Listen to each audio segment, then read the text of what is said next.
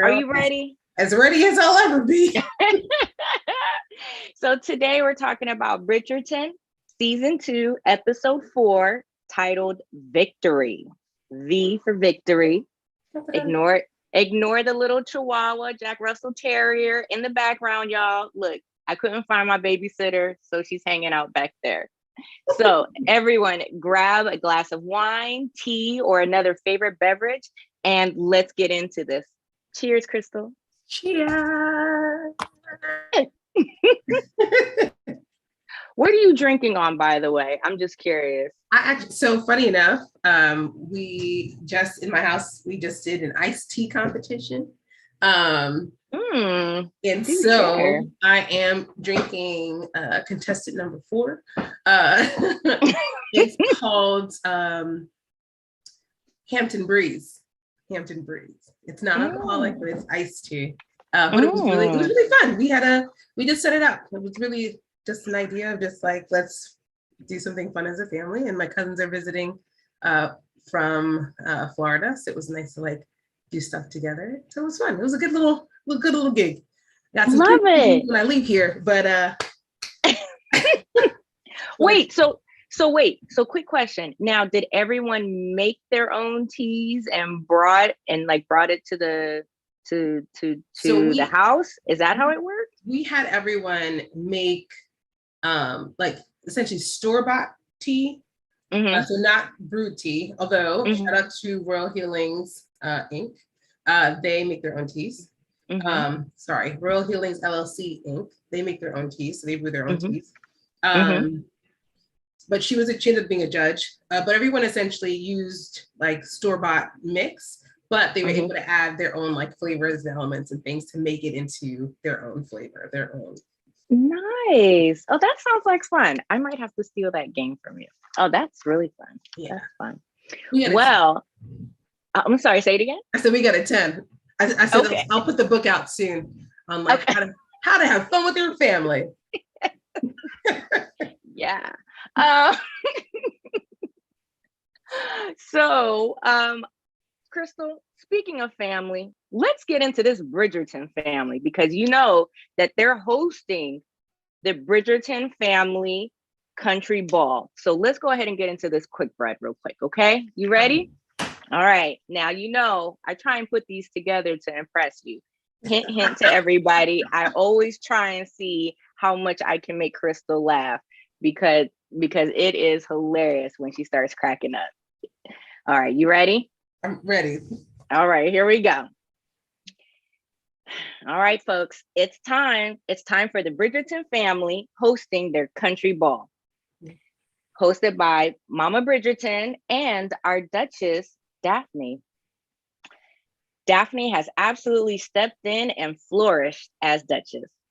Edwina may be naive, but she has the eye of the tiger and is plotting to get herself a duke. Watch out now. Colin visits his ex-girlfriend. Again, why do we do this to ourselves? But you know what, though? That ex-girlfriend gathered him all the way together. Do it with me. Gathered all the way together. Daphne catches Anthony in a very familiar, compromising situation. Payback is a angel emoji.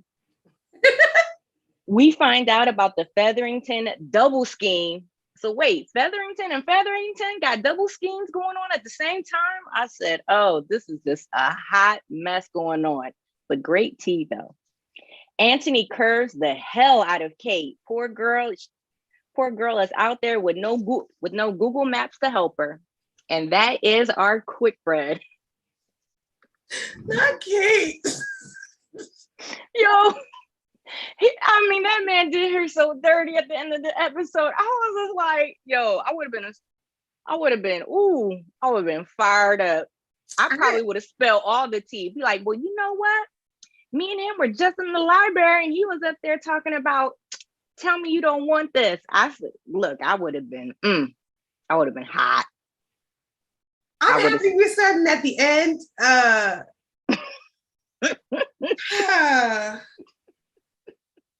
there's a lot to be said. This was the equivalent of when Simon made that stupid vow in season 1. This was Anthony's equivalent of stupidity. Yes. Like, and I can see why you don't like him, by the way. Thank you. I think the key to Anthony Bridgerton is no blinking. I'll say it again. I couldn't believe it. I was like, no, and the thing is, it's like you knew he was going to do it anyway because he's a dummy. Like, you knew he wasn't going to make the right choice because the way that he self-corrected when he was talking to Daphne, he's like, I know what to do. Yes. And I was just like, he just switched back into Anthony. I'm going to do the practical thing mode. I'm like, this isn't going to be good. Like, you knew it wasn't going to be good.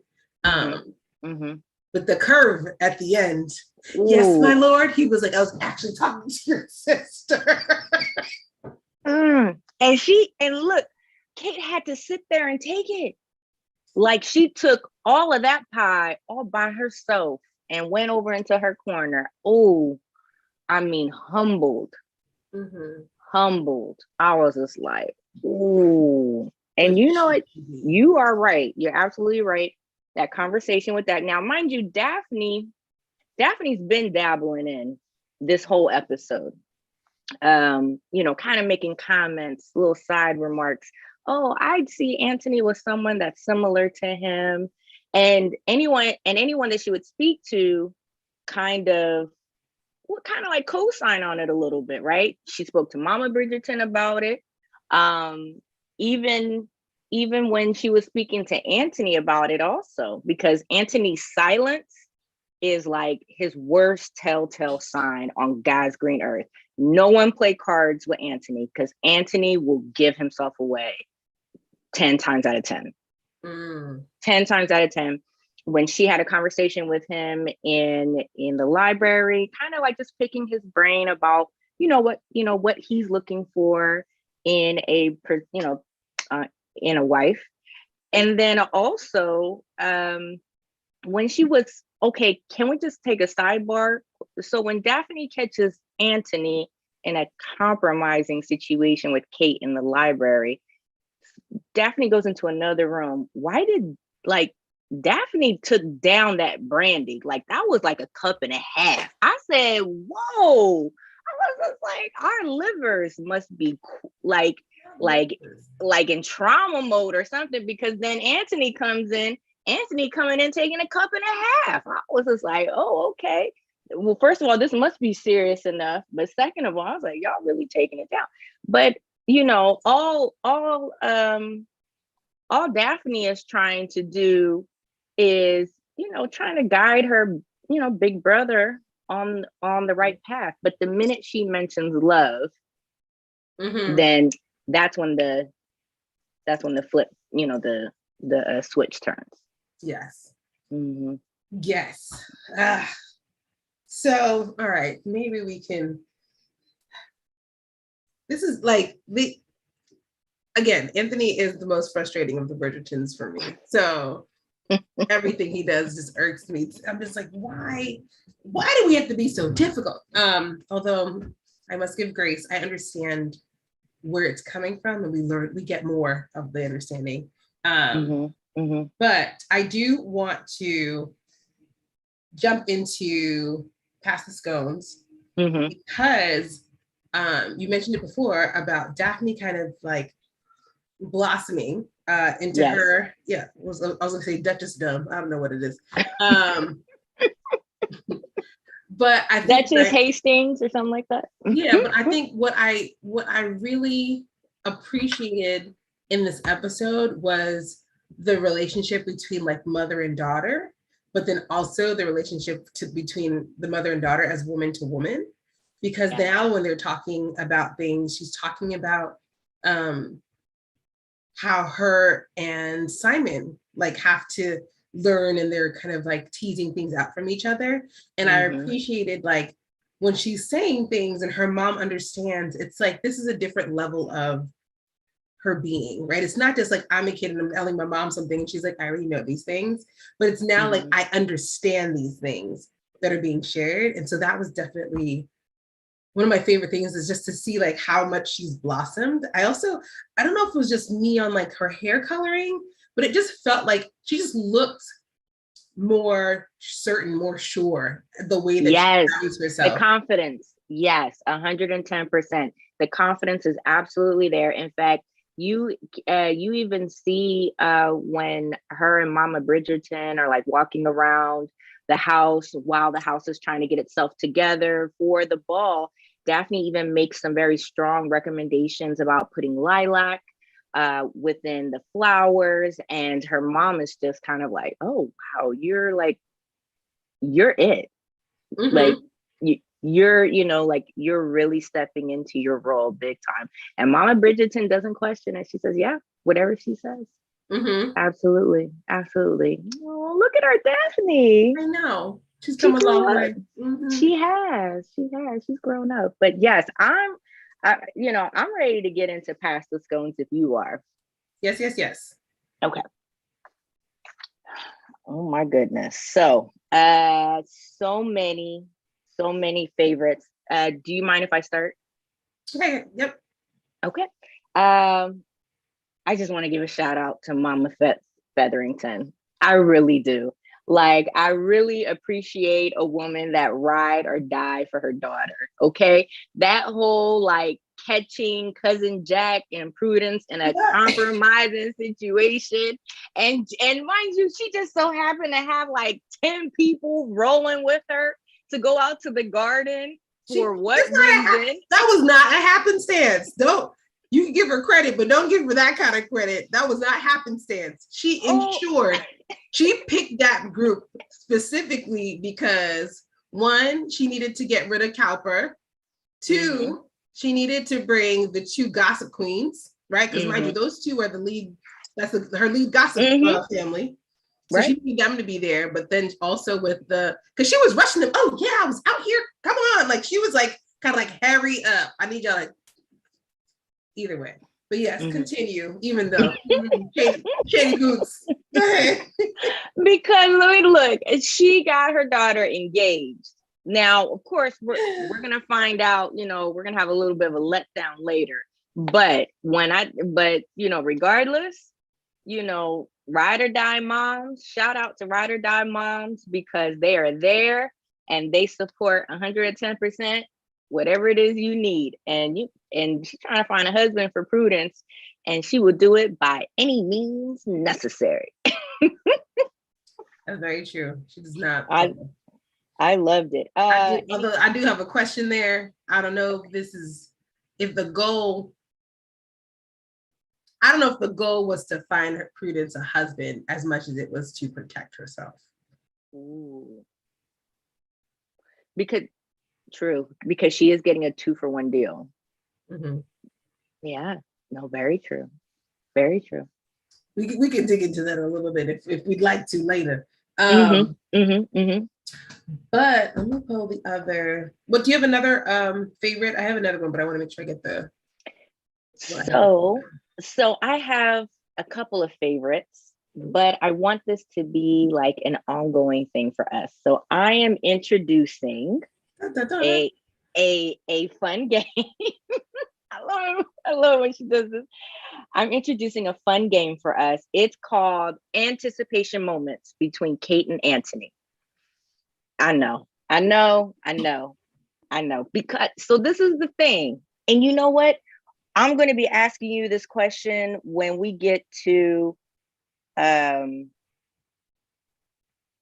up to snuff, because I really want to know your opinion on this. And the question, and you'll see there's like some linkage into this, because I realized so far we're 4 episodes in, and I don't think that neither one of them is your favorite character yet. but my question to you is, why aren't they our favorite character yet? So just pause on that question. So let me get back to the activity. So the activity is to kind of just rope this back in, because things are going to start getting heated soon after episode 5. It started this episode. Well, we actually in this episode we had like two or three like anticipation scenes to start like building up that chemistry and like that fire build up between the two of them. But the activity is I want us to start ranking these anticipation moments Oh, from okay. Hmm. from favorite from favorite to least favorite. And Okay. so far I've written down these four scenes. Let me know if I've missed any so I can add them to the list. Okay. In season 2, episode 3, we have the B scene. So that's anticipation right there. Season 2, episode 4, we got 3 scenes. We got Okay. the hunt, we got the hunting scene. Oh, actually, we had 2 library scenes. Yeah, I feel like that was the second one. Yes, because of Kate waking up. Well, Kate can't really sleep very well but during the storm. So she goes into the library to go get a book. Anthony passes by the library thinking he might have left on a candle. And he goes in and sees her. That one's pretty good. So times 2. So we're gonna say library scene A and library scene B. And we know what B is. B, look, and I want to get into that scene. And also in the same episode, there's the hunting scene and the dance scene. Yes. Any other anticipation moments that we want to add to this? And do we feel like ranking them now or do we want to hold off? I'd say let's rank them now and then we can bring them back and then the next as we go on. Okay. So any other anticipation moments I missed? Those would have been the 4 I picked up for this episode. Yeah. Okay. So let me ask you, Krystal, do you want to share with me your least favorite anticipation scene or your most favorite? So let me think on it, okay? Because I have some thoughts. But can we bring this back in up to snuff? We'll come back to like anticipation. Yes, sounds great. I got some thoughts. These two. And also that question, because I'm like, why? That's a good question. Why do I feel the way that I feel? So I left it. I lost the quote again. But there were 2 other moments, and they were 2 other like. Realistically, it was the scenes, not so much the words, but it's also the scene and the emotions of the scene. And so one of them, there were 2 actually, but one was when when Anthony says, well, what do you want? And then this is when he's asking for a proposal. So we'll get into the anticipation scenes too. But during the dance, he asked her, what do you want? And she goes, it does not matter what I want. And I like watching it again, it was so painful to hear it because she really believes that it doesn't matter, right? And so I think for me, just watching that scene, like I really like enjoy that scene because as much as like this is gonna go back to the anticipation game, as much as I did not like that first bee sting scene, we did both talk about that last time, how it felt a little awkward. At this point, it felt very real that she's like him asking her that it was kind of like appalling in a sense. It was just like that doesn't like, what do you mean? Like, why are you asking me that? Like she, in some ways offended that you would think to ask me something like that, even though that's a very valid question to ask someone. And then related to that, the other scene is when Lady Danbury, who sees all. Oh, I literally wrote that down. Lady Danbury sees all. Girl, oh my God. Right here. See? We are synced. Let me go ahead and take a sip for that one. Oh wow, we're in sync. But go ahead because I ran iced tea, y'all. I left my ice. I ran out. I drank it all. It was really delicious.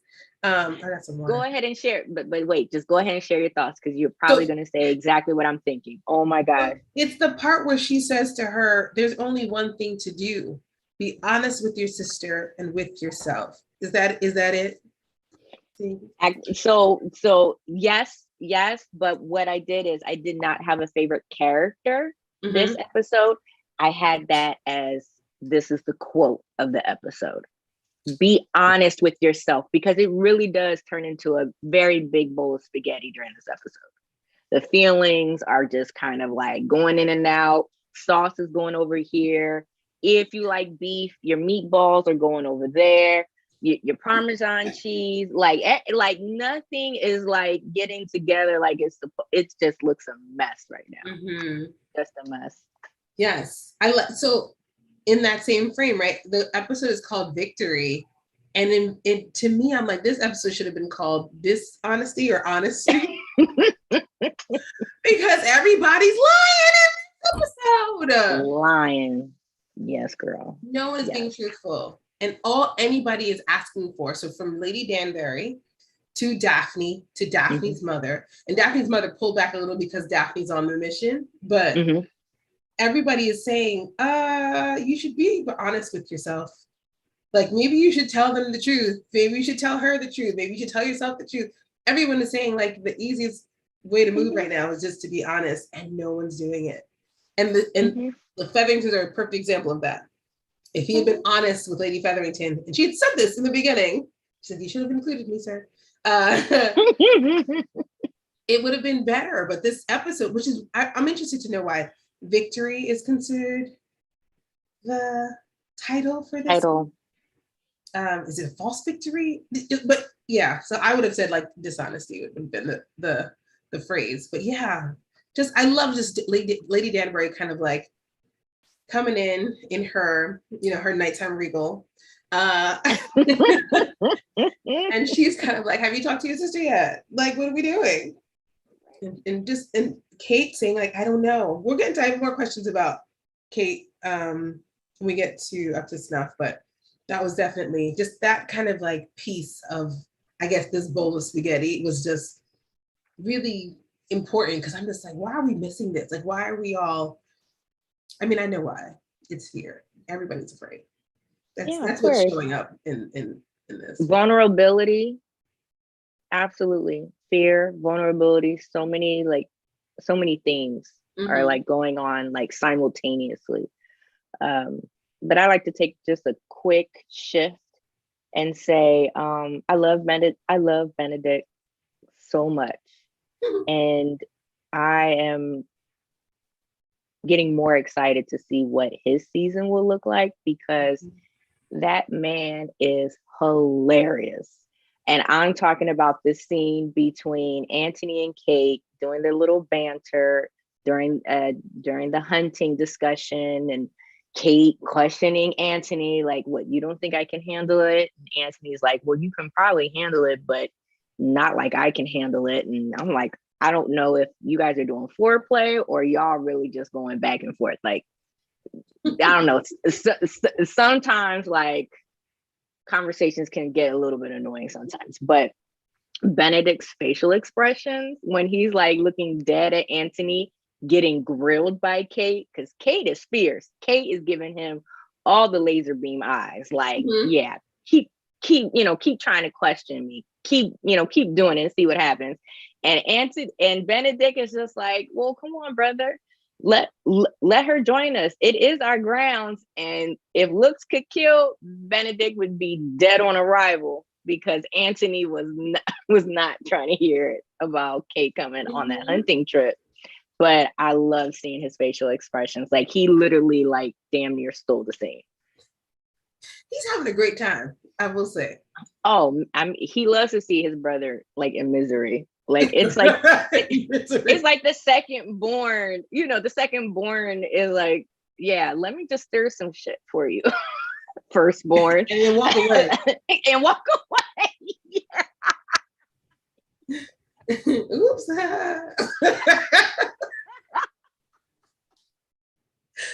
Oh my goodness! Now he's fun. He's a fun character.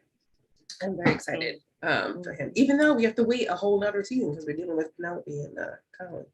I know. I can't wait. Excited. Yeah. We got a lot of things to talk about. All right, let's talk about you. Sorry, are we ready to move on to other stuff? Did you go through all your? Well, I'm good. I can hold off on my other ones because I think we have one more. Do we have one more time for one more for Past the Scones, or we're ready to go into Up to Snuff? I'm set. So you have, okay. You can share one more. Mama Bridgerton keeps getting yelled at each season by her daughters.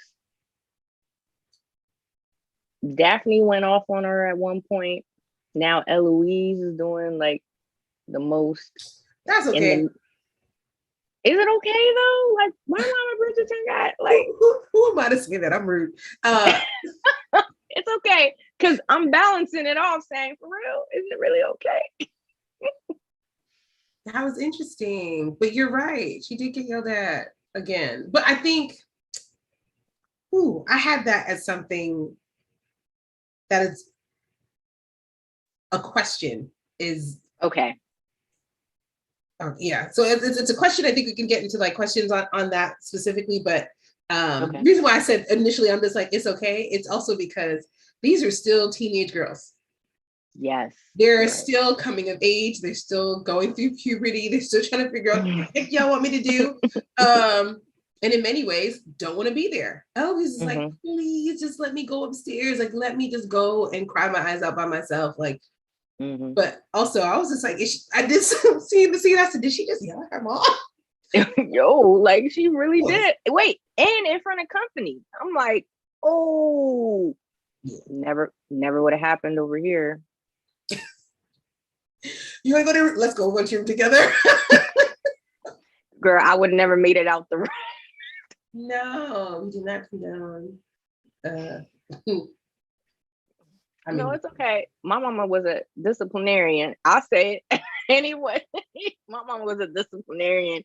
You are not doing that in front of company. I mean, you can barely do it in front of her with no one around, but in front of company, ooh, tough room. Expectations. Yes. Girl. Dun, dun, dun. All right, my dear. Yes. Let's get this up to snuff because I think I have some questions for you. I'm sure you have some questions also. Cheers. I'm ready. Cheers.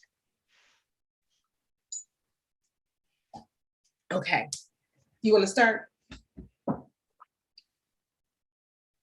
I'm going to go ahead and pose the question to you again.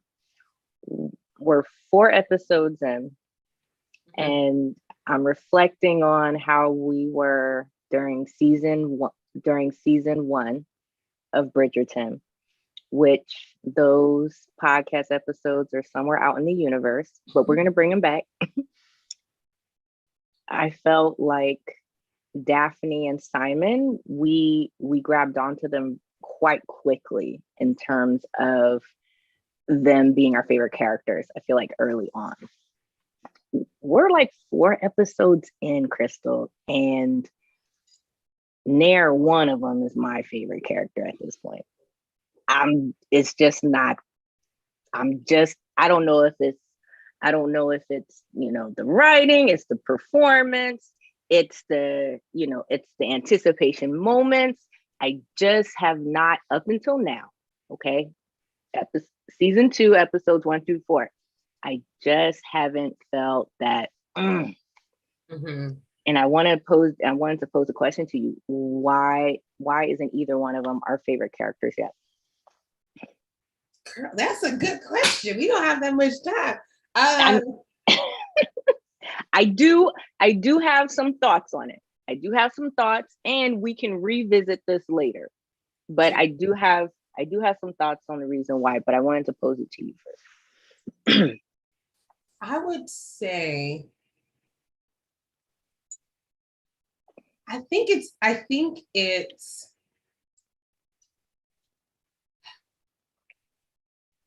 in many ways, I think with Simon and Daphne, they were both looking for something specific that felt real, it felt reasonable. And I think for the other two, they're looking for something unreasonable in my eyes. And so I think for Anthony's just looking for a practical piece, right? This is just, I need this puzzle piece. I don't care what it looks like. Does it fit? Great. And then for Kate's kind of like in her own scheme, but she keeps pretending like everything about her doesn't matter. And I think for both of them, they keep playing this game of like, I'm just going to do what I have to do. Like they're both doing the same thing.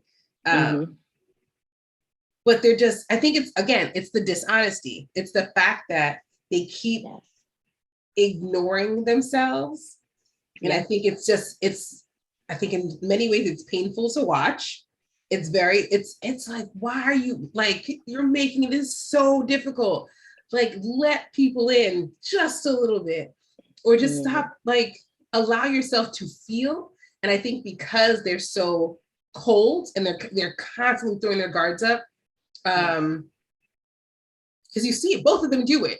They'll be like, here, even if somebody, like, if either of them kind of like breaks the other one down slightly and they kind of smooth them out, something will be said or something happens and they go back to rigid every time. And I think that just, it's like, part of it is like, all right, at what point are we going to get in here? Or what part are we going to get some of this like real warmth and not just like, just constant like wall. Yeah, I think it just, I'm gonna go with that for now. I absolutely 110% agree. I think the only thing that I can add to that, just as a viewer, the slow burn is too slow. Yes. I mean, I love anticipation moments just like the next girl. Trust me. I like to see the buildup. I like to see the fire. But compared to the first season, because the first season had the same thing. There was the quirky banter between the two. There was the hidden hold handing at the museum, type moments, right? There's the argument and the running into the garden and Simon running after Daphne, right? I felt like those moments were perfect right where they were supposed to be within that storyline. But within this storyline, I get it. Writers are trying to do that slow burn so that we can like kind of do this cheer for them at the end. But I feel like it's too slow, or we're having a mix of awkward moments and real clear-cut great moments.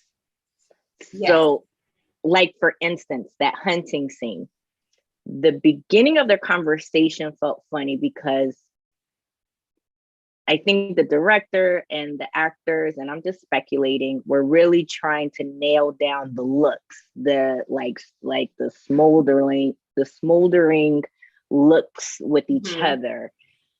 And I was just like, that's not y'all. I don't know why. That's just not y'all. But literally within the next minute, where Simon is helping Daphne position the rifle, like his father. Look at you jumping to Simon and Daphne. Let's go back to Anthony. I'm sorry. Kate and Anthony. I'm sorry. Oh my God. They really are our favorites. It's not our fault. They are. I'm sorry, folks. But it's the moment where Anthony is helping Kate reposition the English rifle, holding it appropriately. Something similar that was a loving gesture that his father taught him. And now he is teaching Kate, and it's just like, I miss that. I love this moment. I love the chemistry between Kate and Anthony. Even the breathing is not annoying. Some other scenes, the whole breathing thing was kind of annoying. I was just like, that whole bee scene. In this episode. There was a lot of breathing. I'm like, hold y'all breaths. Like, I'm sorry. Let me stop. But I felt that moment was like, ooh, nice. Y'all got it. Because now I'm hooked as the viewer. But then we go into a dry spell. And I'm like, y'all killing me. So I when you say slow burn, that is very accurate. Because it took too long. And I think that was one of the reasons why I enjoyed season one season one was just brand new. But I think one of the biggest things about it was I wasn't expecting things to move at that pace. I expected it to take longer to get there. And when it didn't, I was just like, I'm like, what? I'm like, we still have time. What's going to happen at this point? And so it felt like, we don't stay ready because we don't know what's about to happen. And in this case, it's kind of like, all right, well, can we get to something? We're still waiting for something to happen. Yes. So I think, yeah. So definitely that slow burn is not helping.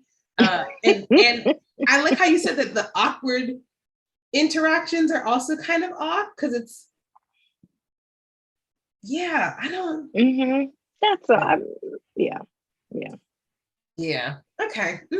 All right. Also, I didn't think about the fact that the father had taught him how to hold the gun, and now he was teaching Kate. I didn't see that connection before. That is super sweet. I'm trying not to tear up. No, I didn't think about that, even though it was very different. Because one thing I will say is paying attention to the way that they look at each other more this time. At least going through it this time. The eye contact is strong. How do they, what does their eye contact look like? How do they behave around each other? And like you said, like Anthony being able to give himself away.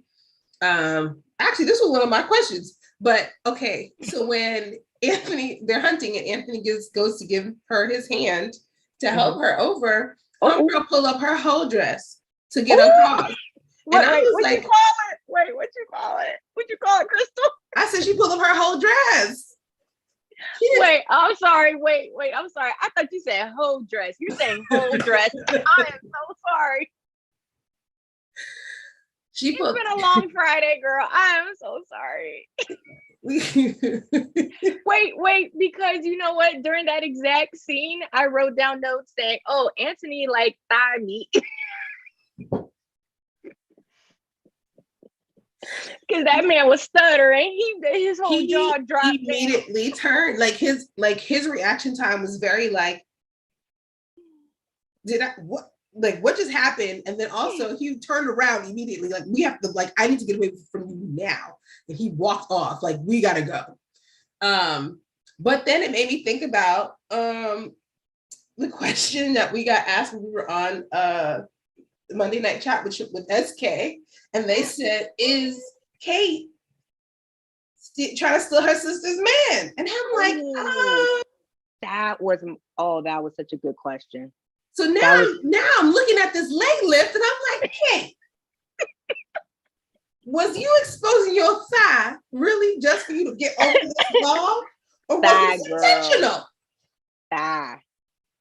And thigh. Do you think it had to be that high? You feel me? Come on now. The log ain't that. It didn't need to clear all that. Or maybe, you know what? Maybe she was, feeling hot under the collar and she was just like, look, I need to calm down too.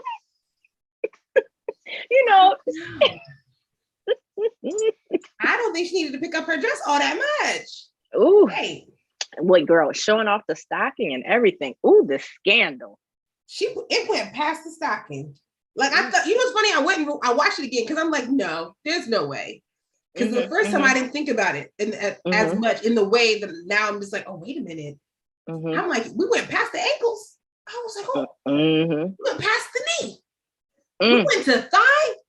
Girl, this is high thigh for you. I mean, not that high because she's tall, but still, that's not high.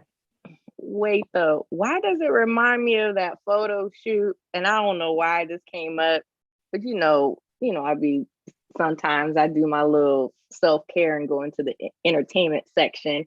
And it was when Sierra and Russell Wilson were like dating, and somehow those two ended up on some photo shoot out on some beach rocks, and he's like grabbing onto her thigh. I don't know why. That image popped up talking about some thigh meat. I'm like, why? You have to look it up. Oh, girl, it's a mess. Sierra, I don't know why. Thigh meat.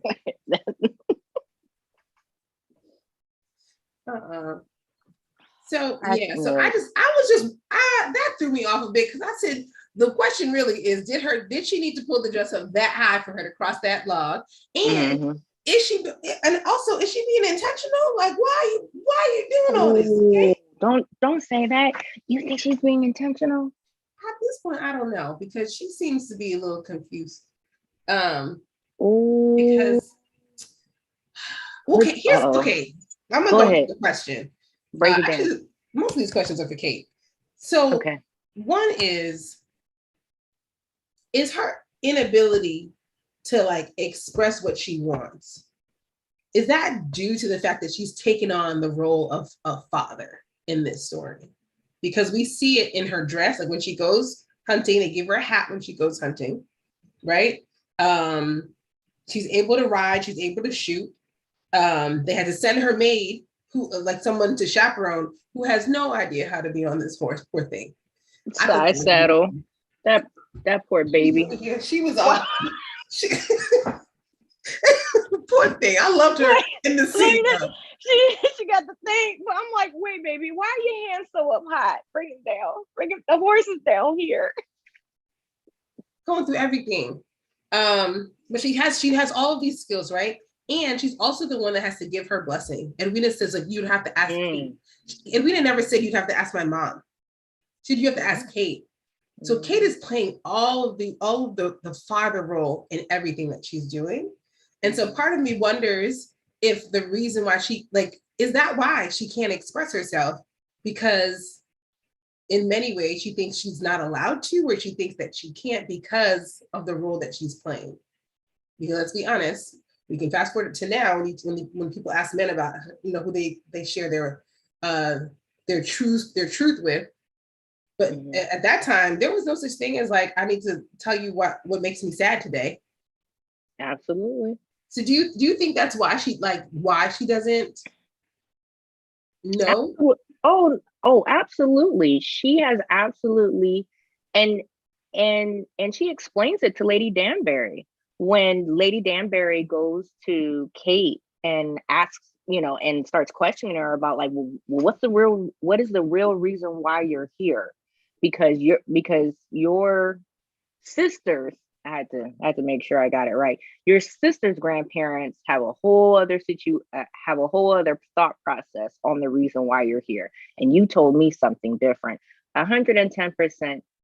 I definitely think because Kate took on the parental male role within the trio of them, and you had mentioned this last episode, which is when a parent unexpectedly passes, the oldest child will then sometimes take on and step in to that missing parental role, right? That missing parent's role. And so Kate said that at the time Edwina was born, because I think there's an 8-year difference between them. That's why I'm kind of like stuttering and pausing for a moment, because I'm trying to remember what the age difference is. Because if Edwina is 8 years old, then I'm trying to think about, you know, how much older was Kate when she started taking on that parental role. Because, you know, at one point, Mary, the mother, has 2 young kids. So there's that part, right? So there are 2 young kids. But I'm trying to think about, you know, at what age did Kate start really stepping into that role? Because it probably didn't happen right away when the father passed, but Kate probably saw a missing part within their family unit, and she decided to step in and start taking that role on. And you know, that went on with the hunting, that went on with the dancing, the language, you know, learning the different languages, learning about English culture, like making English tea, so that she could pass on this, you know, knowledge on to her sister, so that her sister could be a debutante. So absolutely, I definitely, you know, believe that Kate pretty much shut herself off, because helping her family has been her number one goal. Okay. I did have another Kate question. I had a couple more Kate questions, but considering time. No, it's okay. I'm ready, sis. Let's go. Look, okay, Krystal. Krystal, look, I'm ready. Got it. if Anthony had not interrupted her with the proposal, he interrupted to propose to Edwina, what do you think Kate was about to say to her sister? Say it again now. We're talking about this is right at the end. The first proposal or the end of this episode? End of the episode. What other proposal? Well, the one that Anthony didn't do. And remember, Kate had tried to say something because again, Anthony paused. He paused, and I was like, "Oh God, there go that telltale sign again that something wasn't right." So I'm sorry. So go ahead and say it again. At the end of this episode, when he runs out to met the carriage, and wait, and she's like, "Yes, my lord, I was actually talking to your sister."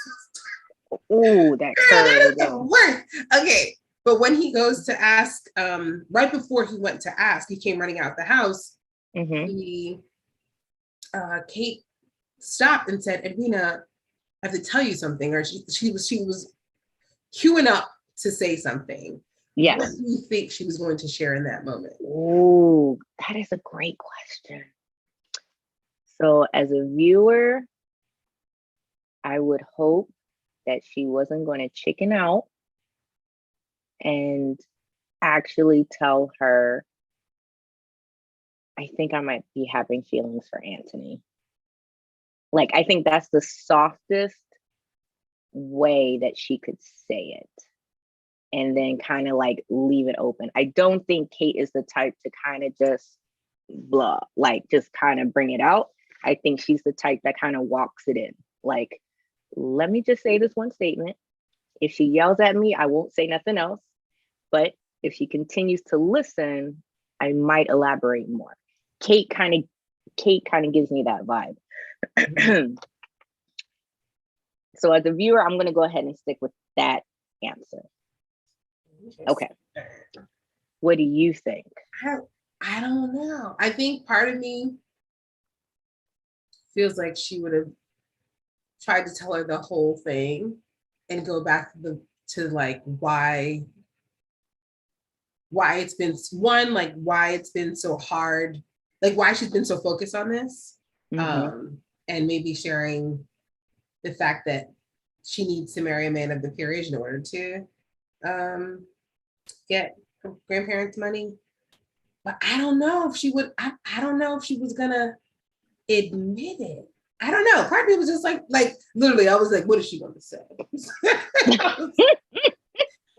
Because part of me was just like, she always chickens out. I'm like, and also, you about to be in this car ride for a minute. You're going to tell her right now, and you have to sit across from her and stare at her this whole time for like, what? Them rides take a good day, or more, depending on how far you are.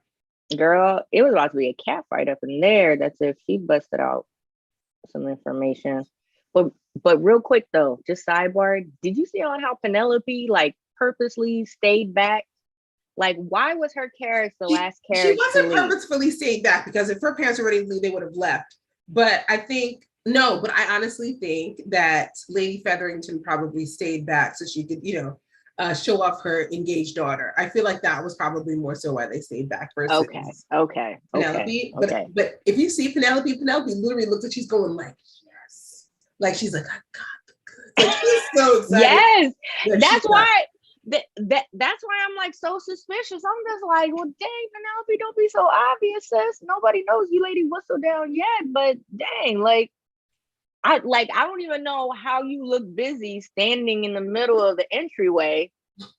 She was trying to get out her carriage too, but she was just waiting to go. But her carriage 50 feet away. 20 feet away from her. Like literally, she's like 2 steps away. Like, how do you justify just chilling, standing there? I'm like, girl, get a book out. I don't know. Talk to somebody. A lot of folks, but they were waving to a bunch of people. So a lot of people were leaving at the same time. So I don't think she planned to be the last one, but I think it worked in her favor. I did very much appreciate the look between Daphne and Mama Bridgerton when they were like, both of them were like, this isn't no. Both of them were just like, this is not it. She said this is a no. Agreed. Yeah, man, I don't know. Part of me, I don't have faith in Kate just yet. I know. I know. All right. I know you. Wait, you see me? I'm always ready to keep going with these. Go ahead. Do you have a question to ask? No, I'm good. Go ahead. No, Okay, I'm we need really to talk about this before we go. what? What was Colin looking for from Marina Lady Crane? Explain this to me. What was he looking for? Girl, this, that, nothing. I can't. Look, when I tell you, I am like yelling at the screen. Colin, what are you doing there? Why are you bothering Marina? Marina looks as cute as a button, and I love her updo natural hair look. Second of all, and she got the nerve to have two cute babies. Because if because if twin A is cute, I know twin B upstairs is absolutely adorable. Okay, so we'll get that out the way. But yes, exactly how I just threw up my papers. Because I mean, if that is not the most annoying scene, and Marina welcomed him, entertained him for about an hour, brought him tea. She was the perfect hostess. Yes. And let me tell you, she used every polite technique possible other than telling Colin, like, please get the F out of my house. You are staying way too long. Correct.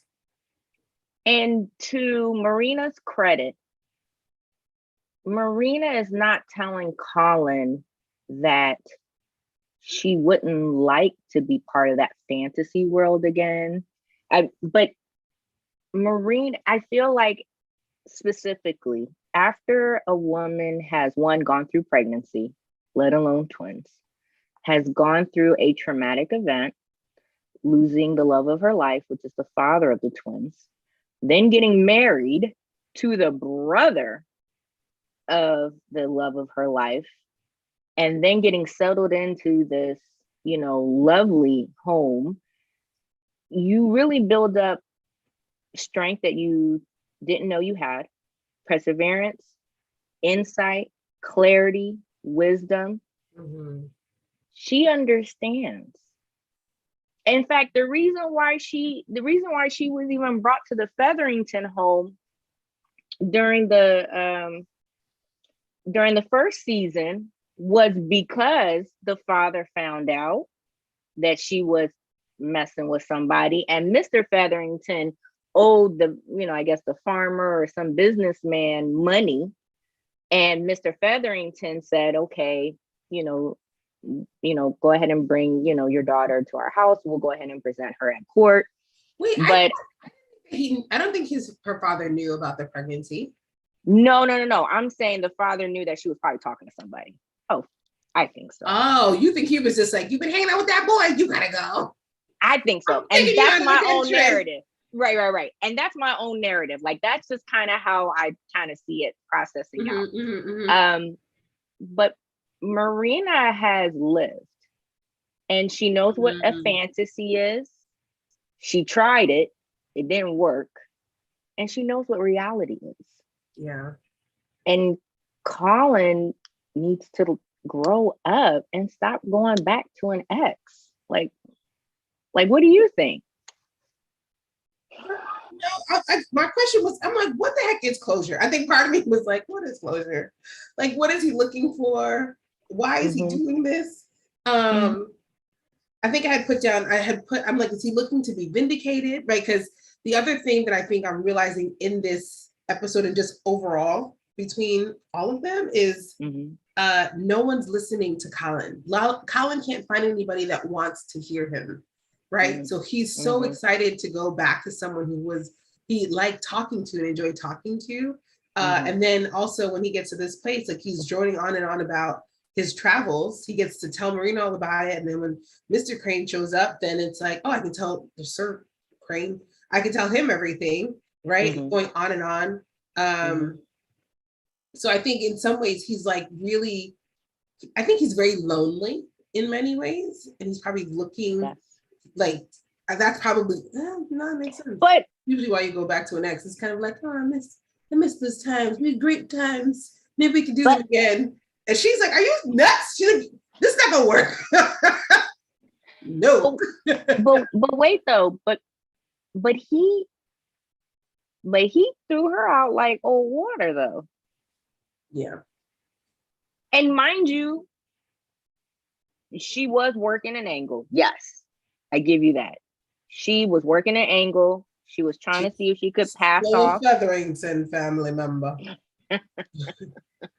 Yeah, she definitely lived up to that one. She was going to try and pass off her unborn child as a Bridgerton. And Lady Whistledown blew up her spot. If Marina ever finds out, girl, look, come on now. Come on. Let me get these I off real quick. appreciated that Colin brought that back up. Let me at the end of the episode when because this is what Marina gonna do. Yeah, this is what Marina gonna do. She's doing it right now. Come on, go ahead. What's up? Keep talking. Yeah, I think at the end I really appreciated when he said to Penn, like, you know, we were really hard on her. Because Penn's just fishing to find out, like, you back on women or not? Because I need to know if I gotta take anybody else out. So you can be here with me. She's evil. Okay, I don't trust her. I don't like it. Penelope's evil. No, Penelope's, I don't appreciate Penelope. Penelope will take out anybody that gets in her way. I'm very interested for next season. But he does say to her, he says, we were really tough on her. And he also has no idea that Penn is the Whistledown that, like, crushed this girl. Wait. So Lady Whistledown has taken out Daphne, has taken out Colin, has taken out Marina. So she's taken out one Featherington and two Bridgertons. She also got rid of the tailor, the seamstress from Vienna. The modiste, I'm sorry, I'm not using the right term. Modiste, right? She got rid of the modiste. She a sniper. Wait, I'm trying to put my earrings back together. Go ahead. Yeah. But yeah, so I think I really appreciated him bringing that back up, and just like, yeah, I guess for me, and I think we're going to get into this at the end of the season too, as we get into the next season. But for me, it's like, I'm left Colin at this point, but for Penn situation, I've yet to see her act in a way that makes me want to root for her as much as, because the reality is, yes, she's a wallflower. Yes, people pretend like they can't see her and she's invisible, but the reality is she's milking it. So it's not like she's like out here and like, oh, poor thing. No, she's very bright. She's figuring it out. So in many ways, I can't feel like I'm not yet rooting for Penn. And I think that's why I'm just like, I was like, Penn still makes me nervous, because I'm like she gonna come for whoever is coming. Like, she like when you said hello today, she's gonna be like, like, I don't know, just she makes me a little, sorry. Last thing I wanted to say, do you not feel bad for Cressida Cowper? Because I kind of feel bad for Cressida Cowper.